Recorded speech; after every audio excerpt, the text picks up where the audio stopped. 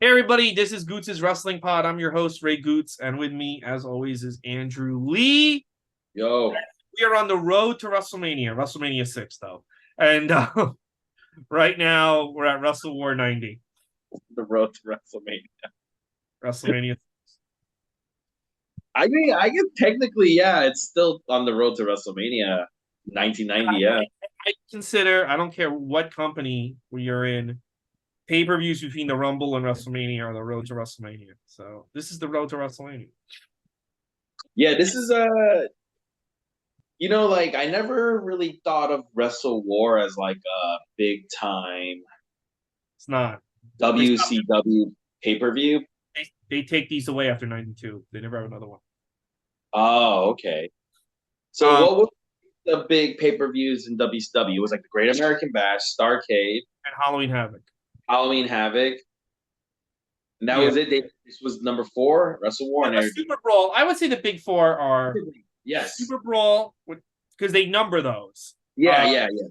Starcade, Great American Bash, and Halloween Havoc.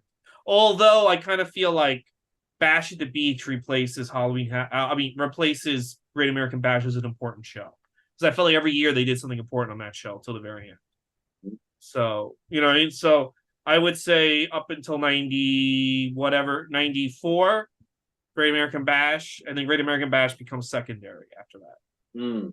Yeah. And somehow there's this Wrestle War that they just realize, oh, this isn't doing it for us. Let's get rid of it eventually. The problem with WCW is they never, and I think if they stayed in business, I think they could have established Halloween Havoc. And Halloween Havoc could have been the Royal Rumble to Starcade's WrestleMania, right? But they never really established right off the bat what the important shows are. To Vince's credit, he lets you know every year these four stops are the important stops. Yes, yeah, yeah. And I think it pays off in the long run because people then make plans around those four shows. So I mean, can you believe it? It's been decades, and those four are still he should the never get big. rid of those four. Yeah, those are still the big fucking four shows, right? There's no reason to ever stop doing any of them. One year he was not going to do Survivor Series, and people were like, "What do you do?" Just like you don't even have to have a Survivor Series match. Like if you don't want to do a Survivor Series match, don't have a Survivor Series match, but call it Survivor Series. Yeah, yeah, yeah. Still call it Survivor Series. Absolutely, yeah, Yeah, yeah. like just it. I think that it helped them a lot because you know why? You can plan. It's gonna sound weird. You can plan your life around those four shows. No, I feel it. Yeah, yeah. It's like the You can four be like, seasons. oh, yeah, I don't want to watch wrestling, but I'm gonna watch wrestling in January because I know the Rumble's gonna be good. So Mhm. and then same thing with WrestleMania. Like, oh, like as you know, right now we've been talking. We're planning if WWE was like WCW some years WrestleMania means something, some years like whatever. You know what? We might have a tournament in an empty building that year. Yeah, Like if they had done that, like Eric Bischoff claims that Halloween Havoc was the big show, and this is the idiot in charge, and it's like, but we didn't see it like that. You didn't tell us that was the big show. You acted like Starcade was the big show on your fucking TV, you yeah. know? Yeah, And it that's really why was. it's even yeah, it is confusing. I think WCW, it's like I I guess maybe it's wrong to think they have a big four because WWE had a big four, but I couldn't really tell beyond Well, it's those like two, like I what think was the big. smartest thing, and not that it mattered to anyone because people kind of forgot. The smartest thing that Impact did was make Slammiversary and Bound from Glory like they never, and they told you Bound from Glory will be like kind of like our WrestleMania. And even though like no one really cares about it is kind of like where the storylines peak. Whether you like that storyline or not, that's where they kind of peak. At, Yeah, yeah. Even though they suck and nobody watched it, at least we know. Yeah, but hey, now at this point, there's been more Bound for Glories than Starcades. So yeah. That is true. That is actually. I can't believe Vince McMahon once was like, "Let's just get rid of Survivor Series." He's so weird in that Junior will every once in a while just like undo something that he built up. It's very weird, you know? Survivor Series was made out of spite. Survivor Series was made to fuck Starcade and Jim Yeah, Crockett. And yeah, Royal yeah. Rumble was more like a Royal Rumble, SummerSlam, WrestleMania, more like we want to put on a cool show. So like he never really, I don't think he ever really was behind Survivor Series. And when you rewatch these, when you rewatch these old Survivor Series, yeah, the matches are like it's weird. Like you Yeah, know, there's nothing on the. There's not a lot of shit on the line, and it's just like a way to. It's like a gimmick pay per view, you but know? at the same time, just keep it going. Fuck it. Yeah, yeah. You've done it for so long. Why get rid of it now? And yeah, he's just a weird dude, dude. Yeah, like it would be like getting yeah. You can't. You just it just helps people. And it helps your business. Speaking of your business, so before we get into the breakdown of Wrestlewar 90, and by the way, the reason why we're going to talk about current wrestling, there's really nothing really going on to talk about. Eddie Kingston's fat and he's in Japan right now. That's the big news. This show, I was enjoying this show until the very end, and then I was fucking furious at how at like God. I just hated the show when it was over. How did you feel? I didn't hate the show, but I could not like I will let's just say this. I was not surprised that they fucked up the ending. I was like, this is typical WCW. I was not, I mean I was not surprised. It's been beaten into my head since I was a kid that they fucked up Lex Luger, but I never watched these matches as like in real time, like watching them, and they had like a really magical, everyone that says like the Cody Rhodes thing doesn't matter, that he lost at WrestleMania, business is great right now. I think ultimately these moments do matter. Yeah. Because the buildup of all of this eventually, I don't think, watching these shows, I don't think you can just blame Bischoff and Hogan and Kevin Nash and Vince Russo for the end of WCW. I think all of these moments, like what we see today at Wrestle 90, they all built up. And then it led to people being like, I've had 10 years of this shit. I'm going to go do something else. And then it was gone. They're so good at like shooting themselves in the it's foot. amazing. It's amazing. And then dude, I was listening to a podcast. I was listening to Jim Ross's podcast about Sting 90. You know what? And Conrad asks him, I just wish I was the host of these things instead of Conrad. Because Conrad asked Jim Ross, do you think Ric Flair would have preferred Sting or Lex Luger in the ring? Oh, Sting all day. Sting could go. Luger couldn't really go. Luger, they're the reason Luger couldn't really wrestle. He couldn't hang with the champ. But Sting could. Oh, yeah, he was preferred. That's why we didn't give Luger the belt. He couldn't hang, but what could we do? Sting was hurt. And it's like, bro, why don't you shut the fuck up? You fat fucking pig. Shut the fuck up, you fucking liar. You're a liar. You're a liar because nobody watches this shit but me and Andrew Lee, bro. You know what I mean? Dude, he can hang. Why don't you this is the answer I want to hear from you, Jim Ross.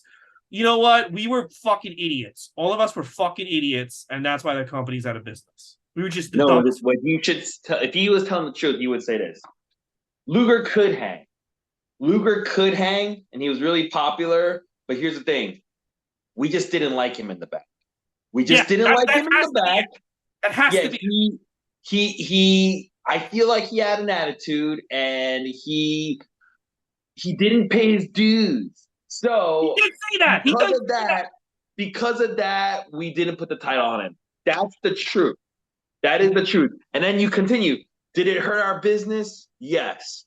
But the point is, we made a point to Lex Luger. That's the truth. That's the fucking truth, dude. Yeah, it's like stupid. It's so goddamn stupid. Luger wasn't good. The fans wouldn't. Meanwhile, these fans are going ballistic. They're going. Dude, they're going. Am I the only one? He really, really reminded me of Hogan. Dude, he's like, this is the next Hogan.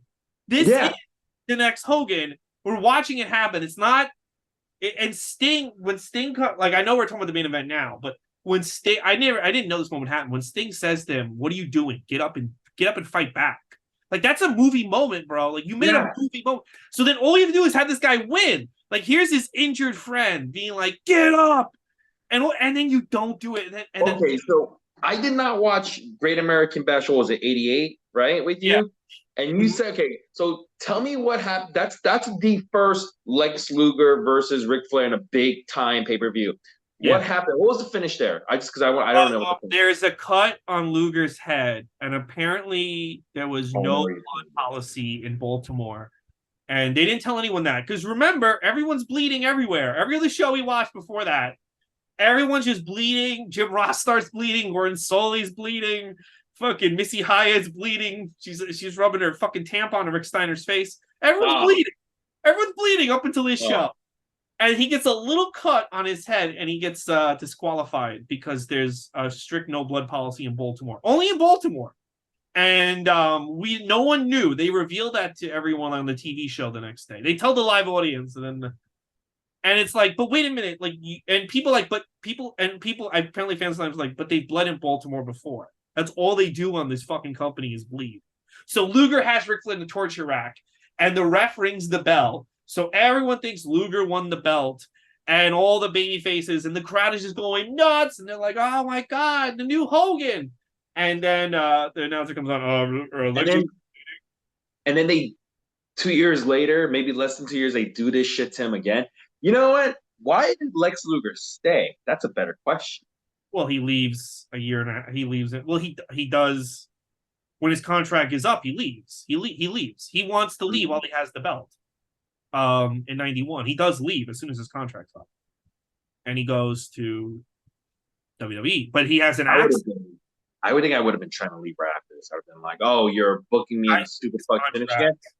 Go fuck yourself. Give me. Yeah, I want to be out of my contract. I'm gonna no show your fucking shows." I would have been. But see, what happened was he has that motorcycle accident between. Remember, that's why he's in the WWE. Oh yeah, that's right. With the fucking steel thing. When's that motorcycle accident?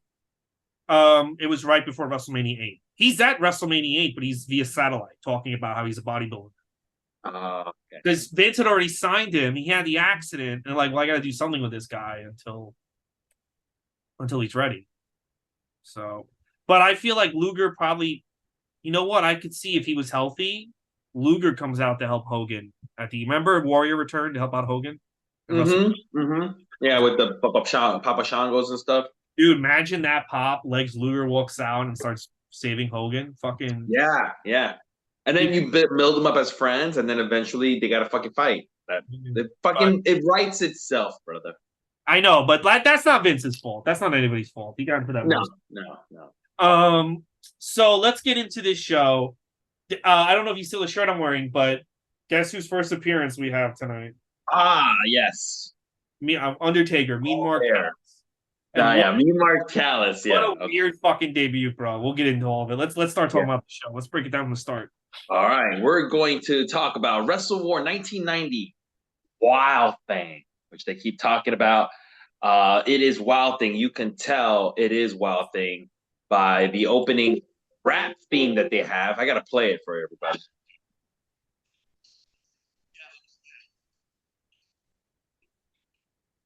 I can't hear you playing it.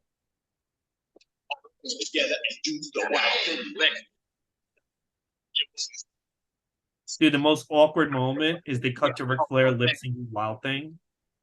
And he's supposed to be like cool and so uncomfortable doing it.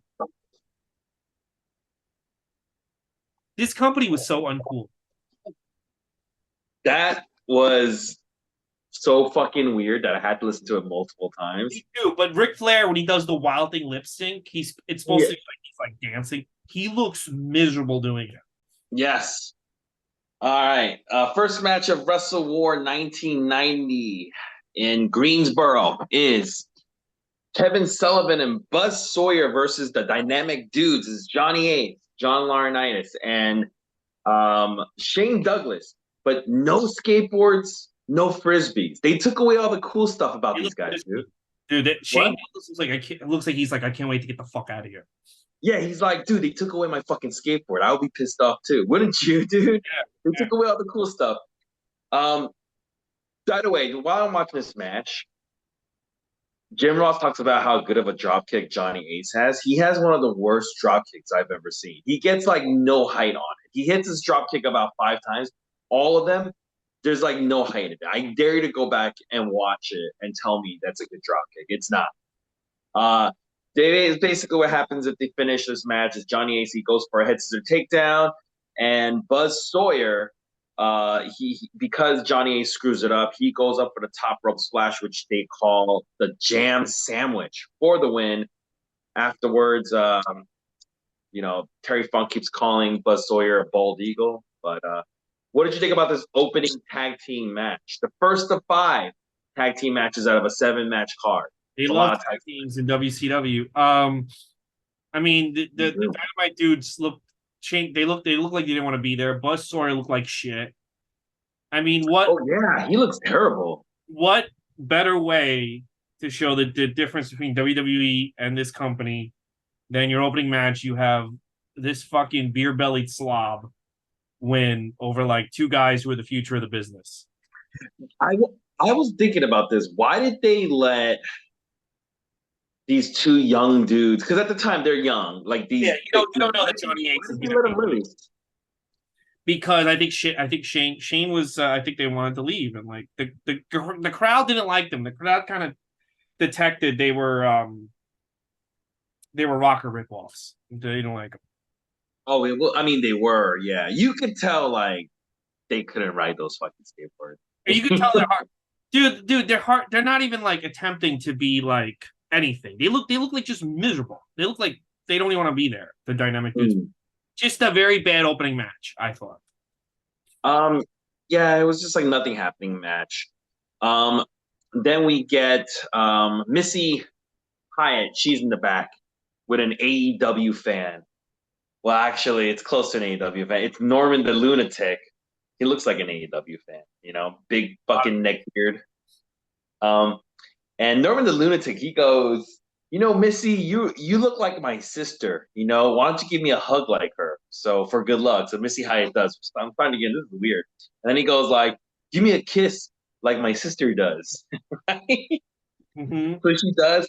And then he's like, kiss me on the lips. And she's like, maybe later. I was like, man, I bet you a bunch of AEW fans are taking notes of this. This is how you fucking score, baby. By the way, those of you guys who don't know, Norman the Lunatic is Bastion Booger, right? Oh, Bastion Booger. This is the guy who they were showing in a Santa Claus outfit like a couple of pay-per-views ago, right? Yeah, and also he yes, and he was apparently he was Owen Hart's arch rival in Stampede Wrestling. He was like their earthquake. He was like a really and Owen Hart and everyone was like, what did they do to this guy when he finally went to the main roster? That he was basically Owen Hart's arch enemy. Like his Andre the Giant. Bastion Booger. Wow, really? Yeah. Wow, I can't see it, but big hate. Maybe he's screaming like, Owen Hart, I'm gonna throw you off a building.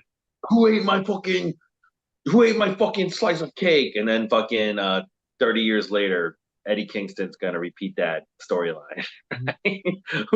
But by the way, those of you guys keeping score, Wrestlewar 90 takes place on February 25th, 1990 in Greensboro. They say there's about 7,800 fans in attendance. We're gonna go right to match number 2, which I thought was actually a kind of interesting match. Norman the Lunatic, who just came back from having sex with Missy Hyatt. Yeah, they stopped calling him the Lunatic. I think they realized they probably got shit from like mental health people. But yeah, Norman the Lunatic. Yeah, Norman the Lunatic, that's how they're portraying him. And they say he's from the state hospital. He's dressed up in like a mental hospital thing. He's got stuffed animals. He's got a propeller cap on. And he's going to be facing another lunatic, Cactus Jack Manson. That's right, Mick Foley. Typical Mick Foley match early on. He takes like those crazy fucking cement bumps on the outside. And the finish happens when Norman the Lunatic basically sits on Cactus Jack's face for the win.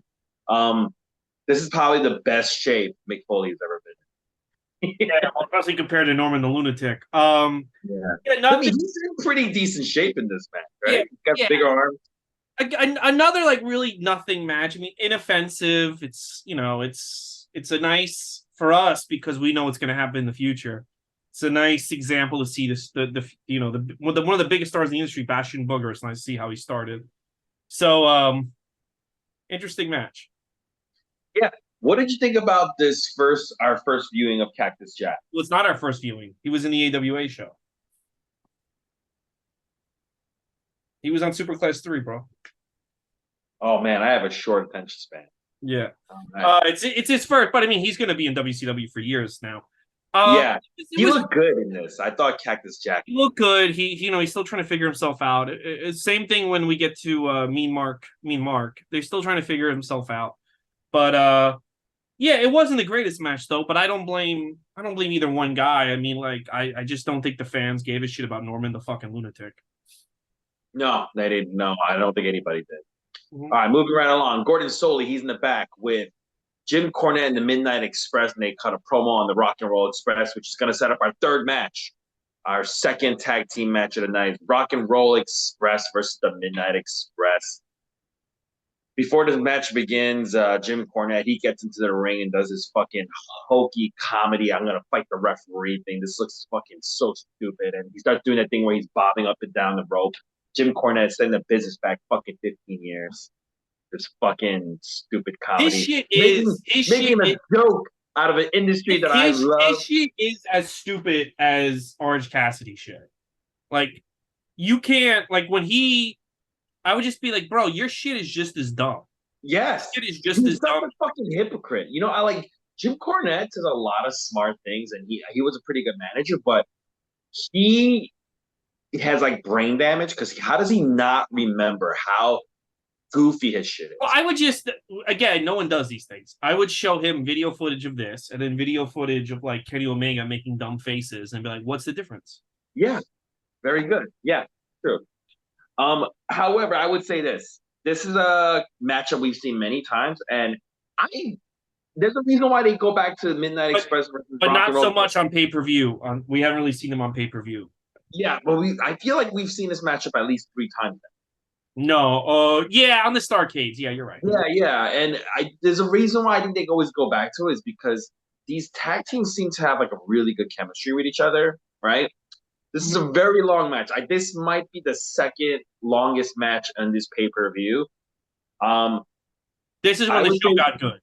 yeah, Ricky Morton and Bobby Eaton were in this match the longest. They're in there the longest. A finish happens when Midnight Express they try to do a flapjack, like a double flapjack on Robert Gibson, but then something happens where I think Ricky Morton may have been a little bit late, but Gibson they just somehow screw up the flapjack for some reason before Morton gets there, and Robert Gibson does like this really like not a best looking inside cradle on Stan Lane for the win.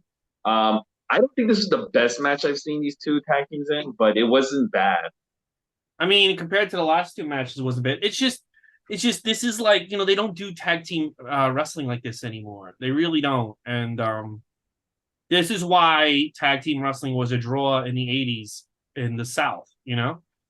And What about even FTR? WWE, even like the best WWE matches, like I know Dave Meltzer gave the WrestleMania main event this year 5 stars. I Yeah. think this is better than that. That WrestleMania match was great. But I mean, eventually these WWE matches go finisher, finisher, finisher, finisher, finisher, finisher, finisher, Mm-hmm. finisher, finisher, Yeah. finisher, finisher. Match is over. So yeah, this was good. This was very good. Do you think FTR is having these kind of matches? I heard, according to Dave Meltzer, I hate when he does this though, because this is like, according to Dave Meltzer, did you watch the Collision match that was an hour? Yeah, them versus the The Golden first Club one that Gold. was a Yeah, half hour was pretty good. How was the hour one? I didn't see it. it wasn't bad. I like Dave Meltzer said it's the best tag team match in American television ever. I don't know about that, but I think this stuff is better in terms of tag team wrestling. But yeah, I think I will say this that 1 hour. It's a two falls like best out of three falls kind of match, mhm. and it is actually really good. I'm sure It's it's good. I'm not saying it's not good, So but yeah, that's the thing. I can't say it's the best fucking tag team match on American television. That's like a fucking bold statement. I can't do well, that. he always makes bold statements for Tony Khan. He does. He's a fucking idiot. He's an imbecile. I would say that if we go back to 1990, I would say that this match is one of the best tag team matches on pay per view so far. I could argue that. Yeah, I could argue that. I can see that. I'll be honest with you. So far, we're 3 matches in, and I'm not hating this paper. Like No, it's not like bad. the first two It's matches moving. are in a. I kind of get also if Shane Douglas and Johnny Ace wanted to leave, I kind of get why. Well, so I know Shane Douglas shows up in WWE in Midsummer. I kind of get why they're losing to the two fat old guys. So I see that too. Yes. Um, but this is where now I start thinking I see a pattern of seeing way too many fucking tag team matches. Gordon Soley, before match number 4, he is with the Road Warriors, and they cut a promo on Teddy Long. By the way, at the beginning of this pay-per-view, Teddy Long was with Gordon Soley, and he keeps saying Dan Spivey is injured and he's out. So I got a surprise. So the Road Warriors are basically responding to Teddy Long saying, we don't give a shit about your surprise or the skyscrapers. And it's going to lead to match number 4. It is a Chicago street fight. So basically a tornado tag match, anything goes. Teddy Long comes out with Mean Mark Callis and the Masked Skyscraper. And they're going to be facing the Road Warriors. Do you know who the Masked Skyscraper was? The guy in the I didn't mask? look it up. I figured you would. Who is it? I looked it up. It is Mike Enos, one of the Beverly brothers. The reason why supposedly he was wearing a mask was because he was under contract with AWA at this time. Well, you know what? I thought it was like gonna be like someone else. He should have always worn a mask. He looked like a big dude. Yeah. And he looked just as big as the Undertaker, and I've never really saw that guy as a big guy.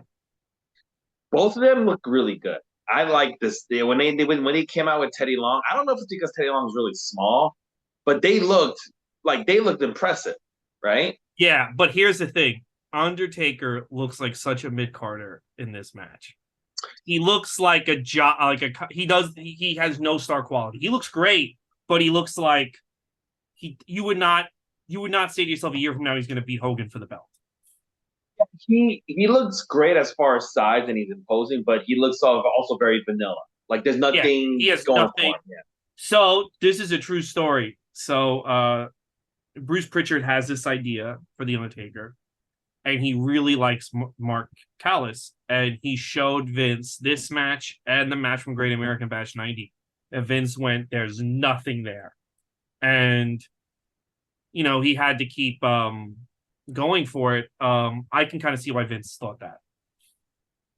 I see it, yeah. I will say this, Terry Funk on commentary. By the way, commentators are Jim Ross and Terry Funk, and boy, is it terrible. I like this match, though. It's like a 4-minute match. But I liked it. That's all the Road Warrior matches need to be. Yeah. Terry Funk keeps going up about how much he loves the name Mean Mark Callis. Mm-hmm. And I was like, I'm not that big of a fan of that name. Whatever. I noticed Jim Ross took time to tell us how great Mean Mark actually is. Like, yeah. He keeps making a point to like be like, oh no, this guy, he doesn't go as far as like this guy's gonna be the future, but he keeps saying like, oh, Mean Mark is here to fight. He's here. Like they're not burying him. No, they're not. The match itself is burying him, but yeah. The match itself is, but the way they end it, he gets off kind of not in a bad way. So it's like a 4-minute match, tornado tag match. I mean, there's no tags, everybody just fucking fights. Midway into this match, Doom, Ron Simmons, and fucking Butch Reed without the mask come down with tuxedos on. And basically, the Road Warriors, they get the Doomsday on the Masked Skyscraper, but before they even hit it, Mark House is like, you know what, fuck this, and he just leaves. He just like bails on his partner, he just leaves. And they hit the Doomsday on Masked Skyscraper for the win. Afterwards, the Warriors are in there with Teddy Long, and they pick up Teddy Long and they throw him into Doom. And then 2 Doom members, they come to the ring, and then they all have like a fucking pull-apart brawl in the ring after the match. I didn't give a shit about this match, but you know, if you liked it, I thought it was fine. Like, look, it's the Warriors beating up another tag team. It's the way the Road Warriors should have been booked. All those other matches are long. They always have weird finishes because for some reason they don't want the Road Warriors just destroy people on pay-per-view. Mm-hmm. This was done the right way. And then it sets up a feud with Doom. So, and I like that Mark Callis kind of just leaves. Yeah. Because he's like, yeah, fuck this is already lost. I'm leaving. Because it makes him look smart, like, you know, he's like kind of come back. It is so interesting watching him wrestle. It really is. Like, yeah, you know what's happening, what's coming, and yeah. Without the Undertaker gimmick, basically, you know. Like, what would this guy have been? Yeah, like, what do you think if they didn't give him the Undertaker gimmick, he would have been a huge deal? I don't think so. I think he would have lasted as long as like Sid Vicious or something, and then that would have been it. I mean, Sid Vicious got pretty far. I mean, he became a world champion. But he's not the Undertaker. No, I don't know. Like, A part of me thinks, I mean, he could have ended up like Dan Spivey, right? Because Dan Spivey is another guy who's humongous, but didn't really go as far as somebody his size could have went. That's a big what if. What you guys should do is watch this match. It's only a 4-minute match. Watch it. Get your first take of Mark Callis. Forget about everything you know about Undertaker. And then after watching this match, decide for yourself, do I think this guy in this gimmick can go somewhere? Who knows? See. Vince We're McMahon. at the midway point, by the way, of this pay-per-view. So Terry Funk and Jim Ross are kind of recapping what's happening. And I did a few times.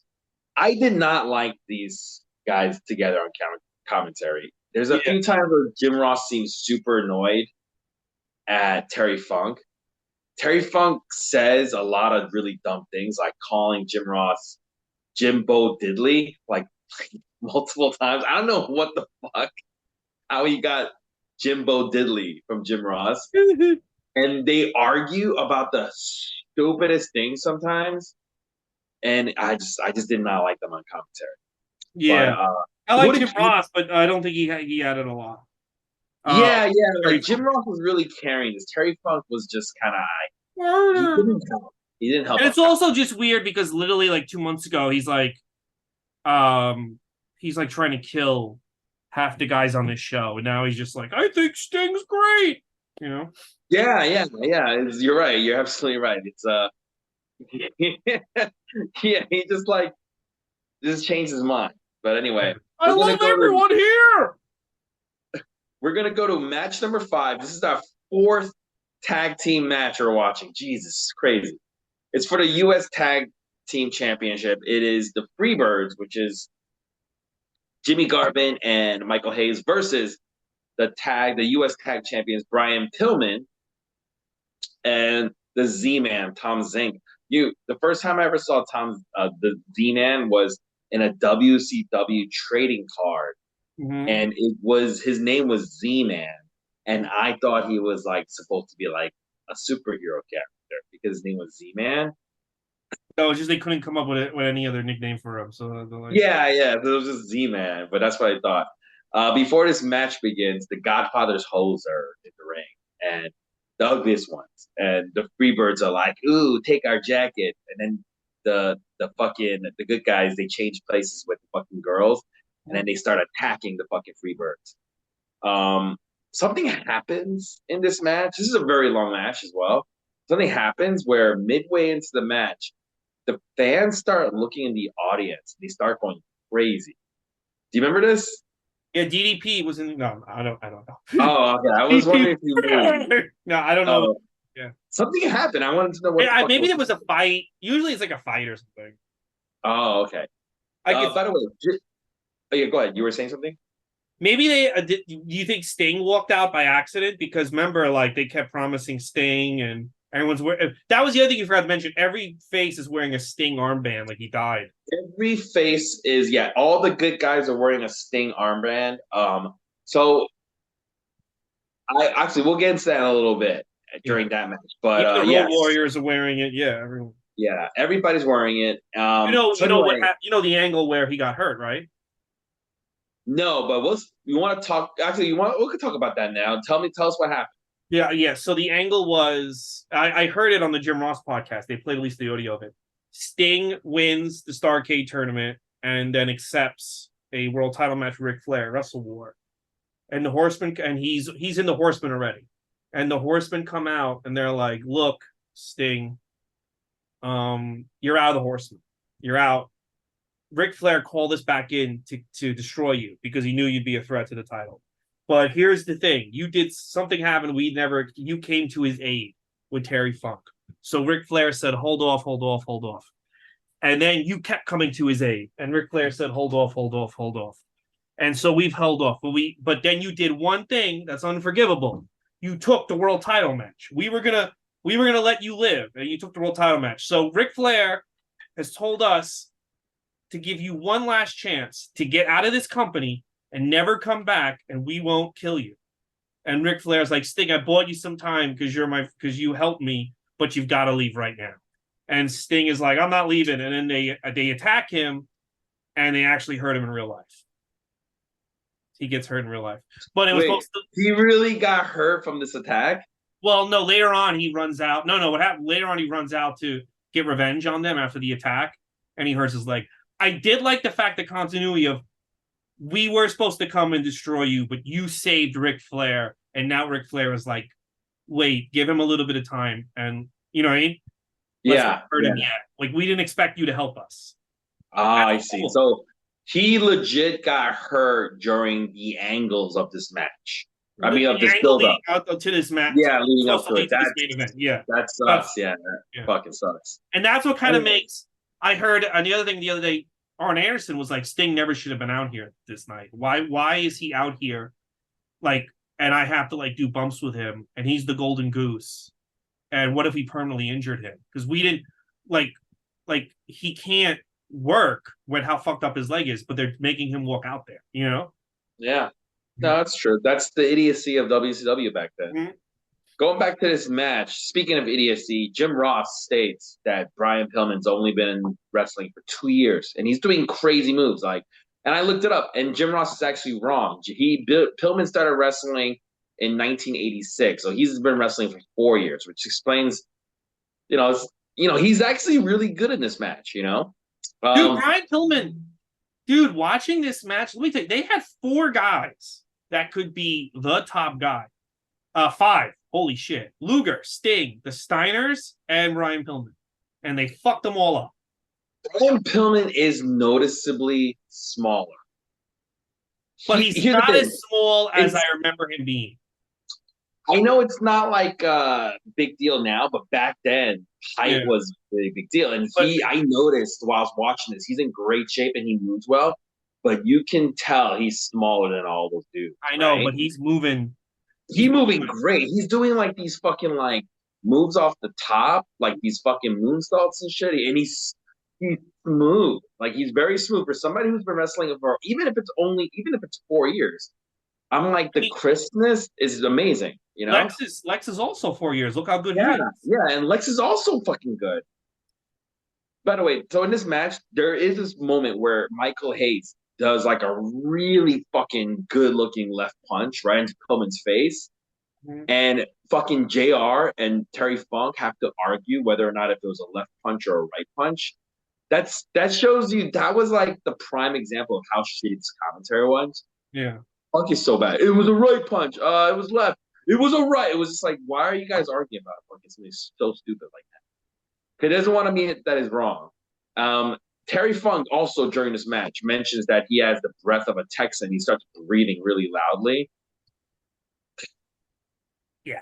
I fucking started hating Terry Funk on comment. I just started hating him. His commentary was so bad. I didn't start to hate him as a wrestler. He becomes almost very wacky, like very commentary. Yeah. It's like almost not taking it seriously. Yeah. He's like, he's weird because he's the king of hardcore. Mm-hmm. Michael Hayes, the finish of this match, Michael Hayes gets the belt, which distracts the referee, and then Brian Pillman hits a crossbody on Jimmy Garvin for the win. Afterwards, the Freebirds start beating the shit out of the good guys, but that's how it happens. Fun match, I thought. Fun match. Every time the Freebirds walk out, I can't tell. Is it supposed to be a joke that they think they're sexy, or are they supposed to actually be sexy? I think it's supposed to be a joke that they think they're sexy. Remember, the original members were like Terry Gordy. That guy's nuts. Yeah. I mean, but Michael Hayes looks like a guy. Like, if I was out with a girl, but if I was out with a girl and a guy looks like Michael Hayes walked up to her, I would immediately be like, we have to go. Like, this guy's probably drugging you right now. You know what I mean? Like, he just looks like such a fucking creep. I think that was the point. They're purposely both wearing like eye makeup and everything, Again, this is another guy that Vince saw nothing in. I get why Vince saw nothing in these people. It's so funny though. Michael Hayes outlasted everyone. He's a head writer. He's probably got a great. I know I listened to interview. He does have a great mind for the business, but not in terms of. But yeah, this was a great match. I like Brian Pillman and Tom Zink as a tag team. I think that they were what they thought the Dynamite Dudes were going to be. I've always liked them as a tag team. Really fun match. I don't have a lot bad to say about it. It's really good. Yeah, it's fun. Match number 6, another tag team match. This is so, dude. To me, this is some shitty fucking booking. It's like, why do you have 7 matches and like 5 of them are fucking tag team matches? It's just like, I also think people in that territory like tag matches. So. yeah, but I think you should make. I think you need to like mix it up. You can't be like do tag and then singles, and it was just too many fucking tag team matches, I man. hear It you. just really was. Match number 6, unlike the previous match, this is for the world tag team titles. It's so stupid. The first one is like US tag, and now it's world tag titles. It's the Andersons, Ole and Arn, versus the Steiners, who are the champions. Um, During commentary, Terry Funk mentions how he killed his dog, and he starts laughing. Fuck, incredible, incredible. Can you imagine if like Corey Graves said that tonight? No. Yeah, yeah. He was like, "Oh, he was a bad dog, so I took him in the back and I shot him." And he starts laughing. And Jim Ross has like no response to this. He just like doesn't. He doesn't even know what to say. Like, what do I say?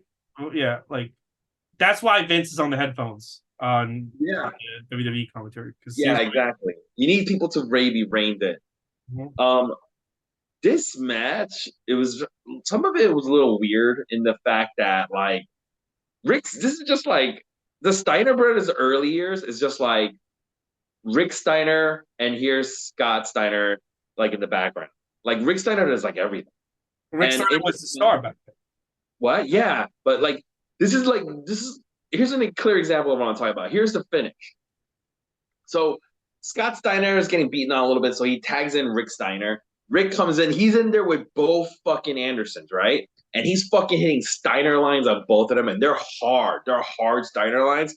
And then like he kicks one in the gut, and then he fucking does an inside cradle on Ole for the win, all while Scott Steiner is just standing there on the apron. Like, he's just standing there on the apron watching his brother beat the shit out of both guys in the ring at the same time, and that's the finish. The I more was like, the more you watch the Rick Steiner matches and after the Shell Shaw thing, the more you realize, yeah, this guy was a super fucking asshole. yeah, yeah, yeah. It's just funny. I was like, It was a good match. You know who's like yeah, he's like a piece of shit human being and like really fucking dumb, but who a really good he's actually a really good worker and promo guy is Ole Anderson. yeah. Ole's not bad. Like Steiner, both Steiners were throwing some fucking suplexes and shit, and Ole fucking goes up. He's not a small guy. He goes No. up for him and shit. Yeah. Ole Um.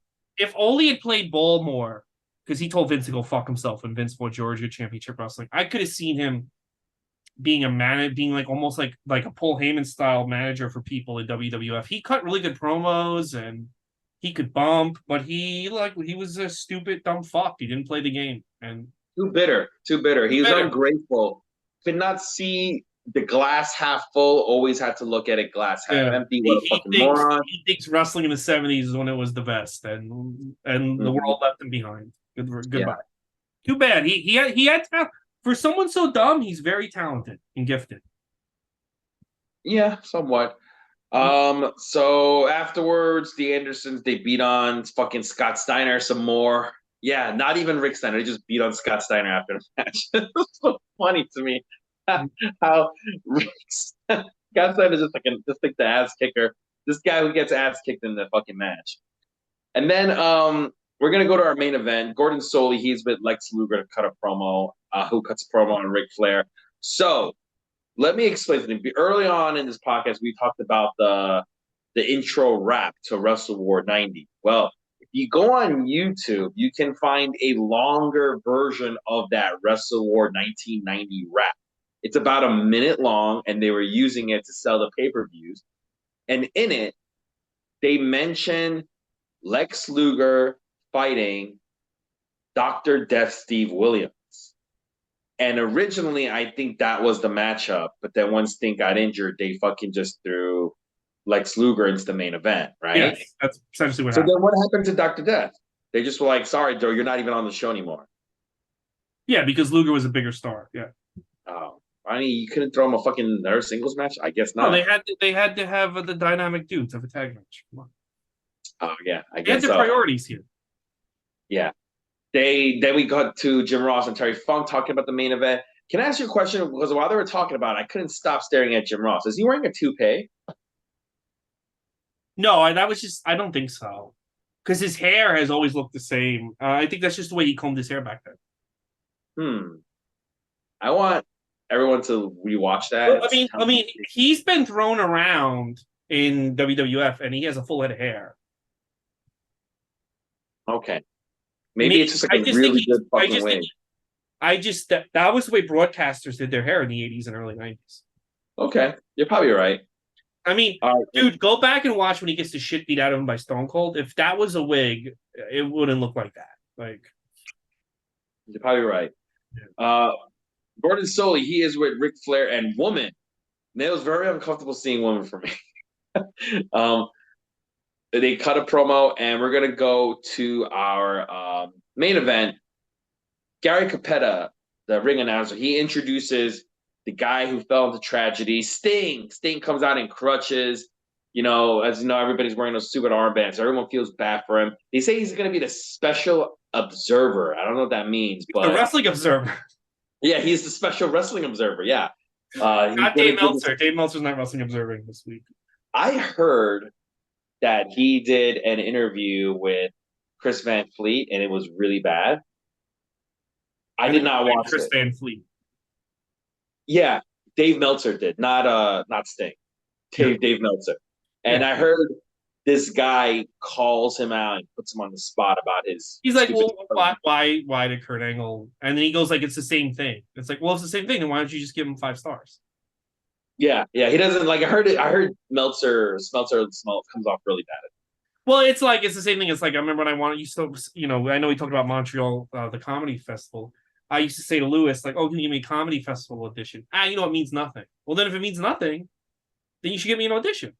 Yeah, that's The true. fact, the That fact is that you're true. not getting me the audition must mean it means something. Same thing. Like, I agree. if this means nothing, then why didn't you just give him the full 5? There you go. All right, we're gonna go to match number 7. It's for an NWA World Title. Lex Luger versus Ric Flair. Lex Luger's also champion. He's the U.S. champion, so it's really champion versus champion. It starts off basically like a typical Ric Flair Lex Luger match. I've seen these guys kind of wrestle before now, and basically This it's is the fourth time on pay per yeah. view. And the way this match always looks is the beginning. Ric Flair is making Lex Luger look good, right? Lex he's just bumping for Lex Luger, like fucking fading off, like he's worried. And then Lex Luger's dominant until Lex Luger somehow takes like a fucking bump over the top rope. And after that, now he's just getting his ass kicked by Ric Flair. That's typical storyline, right? Um, in this match, while Lex Luger's getting his ass kicked, Sting hobbles his way to the fucking ring and he starts like yelling at Lex Luger, "Hey, you're being a bitch. Did I hear you crying?" and then he You don't slaps Lex deserve Luger. this. You don't deserve. Well, And then that was Jim Ross saying that he didn't deserve. then he slaps Lex Luger in the face, and then Lex Luger starts hulking up. And let me tell you something: the crowd's eating this shit up. Okay, Dude, it sounds you stupid know the what way he we're explaining it, you know but the what crowd's he eating it up. does, which I thought was fucking incredible. Ric Flair Irish whips him into the guardrail, and he just doesn't even sell it. He just starts walking towards like Ric He Flair. does. He does like Does it for like just the scream. briefest second. Yeah, yeah, yeah. As soon as he hits it, he screams like it hurts him. But that scream kind of also turns into like rage, and he just fucking gets up. The crowd goes insane about that, which I liked because it's not just 100% no selling. It's like Yeah, this but hurt me, but this pain is now fueling me to fucking want to hate you. You know? dude, he's so like that sequence is. Even though I know what's gonna happen, I'm still like invested. I'm like, oh my god, and it's almost like Yeah. how can how are you about to fuck all this up so fast that you fuck this up? Yeah, I would say this about him. People can watch him and say, "Oh, his wrestling is limited," and it is true. He is limited. Most of his offense is just the gorilla press, fucking slams. But let me ask you a question: Hulk Hogan, when he's wrestling, in the fucking WBF, his wrestling is limited. but it doesn't fucking matter. People are eating it up. People love it because he's telling a story in the ring. And if you watch Lex Luger, he's actually a really good seller. I think he's a pretty good seller. And who doesn't matter that he's doing the same fucking gorilla press. People are eating this shit up with a fucking spoon, and it looks good. People love it. If people were like, if he was hulking up and people were like quiet, I would say that he's fucking failing. He's not connecting with the fans, but he's 100% connecting with these fans. And It is. And they're eating it the up. And then when yeah, Sting came out, they're you're creating. I get it. You have it in your head. You want Sting to win the belt, but you are creating great. You can create a great moment here. People have been waiting 2 years for this moment. They still are invested in your fucking company and in this guy. And when the match ends, that crowd goes from 100 to 0 so fucking fast. mm-hmm. And it's like, you guys, you want to sit in documentaries, you want to say Vince bought everyone out, you want to say this, that, and the third, you want to blame all your problems start here. You can lie and say they didn't. You have constant problems, this company. I'm so tired of that excuse, by the way. I'm so tired of it. And Vince was able to go rated R in the Attitude Era. Vince stole all the top guys. Vince did this. Vince did that. You had Lex Luger. As history teaches us, you have him for 2 more years after this. mm-hmm. You probably could have got him to resign for more. You could have had him be a star, but you constantly made him look like an idiot. You could have done this thing where Lex Luger wins the title and he's the good guy, and then when Sting recovers and he comes back, he becomes like a number one contender, and then Lex Luger turns on him. Yeah, and you could have eventually do Lex Luger versus Sting. That would have been great, but fuck it. Recap the ending. So okay. The match is happening. So basically what happens is Lex Luger, he pulls woman up on the apron. She misses a slap. She slaps in the face. And Ric Flair knees Lex Luger into the referee. Ref takes a ref bump. And Lex Luger has Ric Flair up in the torture rack, right? Mm-hmm. The referee starts regaining consciousness, and he's checking on Ric Flair. Do you give up? Do you give up? The Anderson, remember, Sting is already down there by the apron. Mm-hmm. The Andersons come down and they start beating this. They start attacking Sting, and Lex Luger has a torture rack on, and he's watching it. So he drops fucking Ric Flair, and he goes outside to help Sting by beating up the Andersons. And the ref starts doing a really fast 10 count. Like, it's like 1, 2, 3, 4. Like, is this going? And he fucking count him out, and he loses. Also, but why wouldn't Ric Flair get disqualified for the Andersons beating up Lex Luger? If we're it's just so stupid, dude. Like, if we're gonna do this like shitty finish, that's the logical shitty finish. The moment the Andersons hit Luger, it's just, and then they drag Luger in the ring, and then the minute Arn hits a DDT on him, the crowd, I could tell, like, people are already like, I'm going home. Like this. So after this match, they all start beating the shit out of Lex Luger. Sting can't help because he's in a fucking cast. So Lex Luger's getting beat up. Not only did he lose in the stupidest way, he's getting beat up by 3 fucking guys to like add insult to injury, and the Steiner brothers have to come to help him out. This made me go like, if I was Lex Luger, I would have been like, wait, can you tell me what's gonna happen tonight? And they'd be like, all right, you're gonna lose by count out because you're stupid, and then we're gonna beat the shit out of you. I would have been like, hey, guess what, guys? I'm not going out to the ring. I'm driving myself probably home. What he says. Probably they don't like him. He probably did come. But here's the other thing too. If it was 2 other guys beating him up, it's one thing. But Ole Anderson looks like he runs a bakery, and it's just like these 3 guys just like, and even Arn Anderson. Like, I like him, but no, like if it was like Sid Vicious and me, Mark Callis, or Doom, I could kind of buy it, But it's just like these. Yeah, go ahead. And even Arn Anderson's not even old, bro. Like he's like 30 when this is going down. But essentially these 2 old guys are beating up Lex Luger. They look old, and I don't know. Oh my god, I can't believe Ole Anderson is still alive. Jesus. People, I really do think people that thrive on hate live longer. I think hate keeps you alive. I really do. You was in you said Ole Anderson was booking at this time. Yeah, So this fucking Ole Anderson's a fucking he's a hypocrite too. they all are. He talks all this talk about how he never thought Ric Flair was shit. He always fucking didn't think he was good enough. But this is the fucking guy who's booking this fucking thing, Yeah, right? if you think Ric Flair's so bad, why don't you put the belt on Lex? Yeah, yeah. He was booking like if you listen to him now, he goes, I always thought he was shit. I always thought he wasn't that good. Yeah, Because then why are you Ric Flair probably told him you're a fucking idiot, and then that's why. yeah, you Yeah, fucking you what a fucking he hypocrite. isn't. Yeah, at the end of this show, I'm just annoyed at this company. I'm just like, Yeah, and very annoying. and the more I watch these shows, it's like you can't blame the Nitro era was like people were like, I feel like people that were longtime fans were like, finally this company's on track, and then they just fucked it up. And I think people are like, you know what? They just constantly fuck shit up. I'm just out. And like same thing with Impact. People are not coming back ever to Impact. But somehow they're still going, and we'll cover that one day.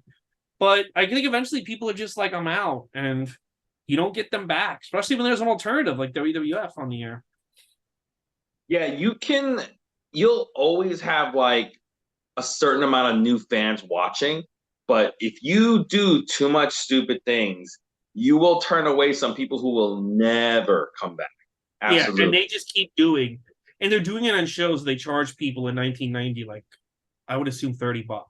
They're charging you $30 so they can have this bullshit on. At least you get that rap. I know, hey bro. So yeah, all in all, I mean, it's not the worst show, but I mean, the ending just leaves a bad taste in your mouth, and much like when the woman blew Ric Flair after the match, it's a bad taste in your mouth. You know what? I will say this woman, um, at first seeing her made me uncomfortable. This is Nancy Benoit, the one, yeah, Chris Benoit's wife who he killed. Chris Benoit's final opponent in his last match. Yeah, Nancy Sullivan, or what's her real last name? Nancy Sullivan. Nancy something. I don't know. I just go Nancy Benoit. That was her name when she died. I know it sucks that she had. But when you watch her in the match itself, she's actually not bad. She's actually a pretty good ballet, you know? And I think I know you don't watch Dark Side, right? But I'm gonna one day binge it. Yeah. okay. They did a really good two-part Dark Side on the whole Benoit thing. And Yeah. the ending of that whole thing, what they were saying was this. They should honor Nancy, and she Yeah. deserves to be in the Hall of Fame. And I 100% agree. She was a pretty good ballet, and I think she Unfortunately, they won't, and I'll tell you why. Because there's a lot of fucking idiot fans that'll be like, "What about Benoit?" Like the Benoit thing, and I blame this on Meltzer. Meltzer beat it in people's heads that a good worker equals a good person, and a bad Mhm. worker equals a bad person, because that was a narrative he would give you about Hogan and Nash, and people have that in their heads. They can't unwrap that Chris Benoit was a piece of shit, and like Bastion Booger was a great guy. They can't face that, because it's really impressive how Meltzer, like one guy, it's really impressive how one guy's match. But Meltzer, and I remember like people when I started getting into internet wrestling, if you were a bad worker, you were also like an inherently bad person, which is insane to me. Mhm. Mhm. Which is like just an insane way of dealing with life. And I just think like the weirdness about Chris, she'll never go in. And I just think I would blame the fans. I would blame a lot of these fans, a lot of these internet fans. And he's also convinced people that his star rating actually matters or makes sense. He is if you think about it in that sense, he's actually pretty smart, I guess. Yeah, well, I mean, like it's a gimmick. He's got to get Yeah. those newspaper subscribes up, bro. Newsletter, whatever. So yeah, so all in all, if you listen, if you like tag team matches and you want to see Undertaker how he starts, check out this show. But like, if you like are like not into WCW in the early days, I would say skip it. I would say just watch the Mark Callis match. Just a 4 minute match just to see Yeah. how Undertaker looked before Undertaker, you know? Oh yes. Yeah. Yeah. That's legit the only thing you probably need to watch on. Guys, next week we're finally here. WrestleMania 6, our sixth WrestleMania. It's the Ultimate Challenge, Ultimate Warrior, Hulk Hogan. Then the week after that, it's Capital Combat, where RoboCop shows up and it's Lex Luger versus Ric Flair again. This time in a steel cage. I can't wait to see the stupid ending they have for this one. Then in 3 weeks, the Great American Bash 90, where we have Sting versus Ric Flair for the belt. And I'm convinced the only reason why Sting wins the belt on that show is because Warrior won at WrestleMania. And then we have SummerSlam 90, where Warrior takes on Rick Rude. Which one are you looking forward to? I want to see RoboCop. I'm excited for the RoboCop show. Yeah, I want to see RoboCop. WrestleMania 6, I watched a bunch of times. I'm not really looking forward to it because it's long. And it's very long. I think it's the longest one we're gonna see. And the Peacock's gonna make it longer. But we got to do it. And you know what? I'll say this, Andrew. After the show, go to YouTube, find that Roddy Piper match, and we got to include that in the review, bro. Oh my God, this is 3 hours and 30 minutes long on Peacock, and it doesn't even include that match. No, that no, you got to go find the match. This is a 4-hour fucking show, dude. Gotta start watching it, guys. If you enjoyed this episode, please subscribe. Let us know. Some of you have left comments, and I appreciate them on the YouTube page. We're doing good on YouTube. Wait, for real? Yeah, a couple of guys love it. Like, oh, they're calling the Samoan SWAT team the Usos. These guys are funny. Yeah, somebody said that. Oh, okay. Follow me, Twitter, Instagram, Ray Goots, and follow my TikTok at Ray Goots Comedy.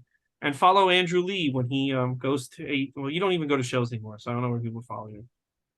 What was the last show you went to? Did you go to that during the pandemic on the boardwalk, or no? You didn't even go to that. Remember GCW had a show in the Atlantic City? Wrestling show, right? Yeah. I went to a free wrestling show in North Bergen, and Enzo showed up. When was that? I think that was like 2021. Wow, you've been in wrestling in 2 years. Yeah. Let me tell you something. I don't miss the smell. Hey, bro, dude, we had it. So I was at really quick, and then we'll go. I was at Collision, and we were in the middle. Oh yeah, in Newark, New Jersey. Can you tell me a little bit? I wanted to ask you about Sawali. It was a fun show, except they filmed Ring of Honor matches for 2.5 hours before, and then an hour after. Dude, we left. They were still filming Ring of Honor matches, but there was a fat guy at the end of a row. He's by himself, and he had to get up for us, and he was so fucking annoyed he had to get up. He was so, and I'm like, maybe don't be a fat slob and sit at the end of the aisle, you fucking pig. And then you don't have to, or don't go to shows because you have to get up at shows. Sorry. Oh my God. It was a good. Yeah, I don't miss that. See, I don't miss stuff like that. It was a good. Yeah, I don't care. Like, I mean, was he annoyed? Yeah, but who cares? He was a fucking pussy. I'm not gonna say shit. It was a good show though. It was a good show live. I don't know. I forgot to. I keep forgetting to DVR Collision. But so I didn't see it, but I assumed it was good on TV. Everyone that saw it on TV said it was a good episode. So, and it did a great rating. 5 people saw it, so that's good. I have to. I actually didn't watch that Collision yet. I'm gonna try to watch it tonight. Dude. Yeah. Okay, that's it. That's it. All right, guys. Next week it's WrestleMania 6. We'll see you then. And until then, Andrew Lee. Until then, Lex Luger. Everything was his fault. All right, thanks, guys.